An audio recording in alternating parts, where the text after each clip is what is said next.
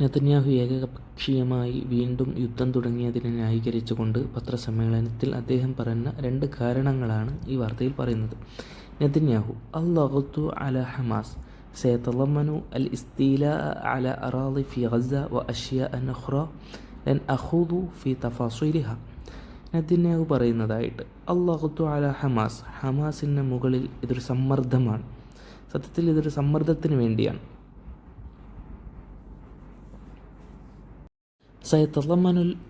سيتضمن الاستيلاء على أراضي في غزة وأشياء أخرى لن أخوض في تفاصيلها. ഈ ഹമാസിനെ സമ്മർദ്ദം ചെയ്യുന്നതിൽ ഉൾപ്പെടുന്നു അൽ ഇസ്തില അല അറാളി ഫി ഗസ.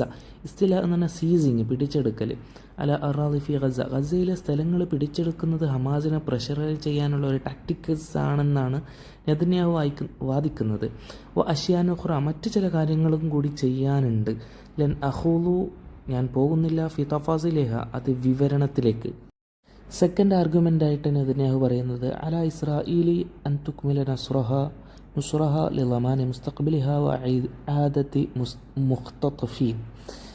അദ്ദേഹം പറയുന്നത് ഇസ്രായേൽ മസ്റ്റായിട്ട് ചെയ്യേണ്ട ഒരു കാര്യം അൻ തുക്മില നുസ്റഹ, അതിൻ്റെ വിജയത്തിൻ്റെ പൂർത്തീകരണത്തിന് വേണ്ടിയിട്ട്, ലിളമാനി മുസ്തഖ്ബിലിഹ, ഫ്യൂച്ചർ സെക്യൂർ ആക്കാൻ വേണ്ടിയിട്ട്, ഭാവി സുരക്ഷിതമാക്കാൻ വേണ്ടിയിട്ട്, വ ഇആദത്തുൽ മുഖ്തതഫീൻ, കിഡ്നാപ്പ്ഡ് ആയ ആൾക്കാരെ മടക്കി കൊണ്ടുവരാൻ വേണ്ടിയിട്ടുമാണ്, ഈ ഒരു പൂർണ്ണതയ്ക്ക് വേണ്ടിയിട്ടുമാണ് ടാക്ടിക്സ് ഉപയോഗിക്കുന്നതും സീസ് ചെയ്യുന്നതും ഒക്കെയാണ് അദ്ദേഹം പറയുന്നത്.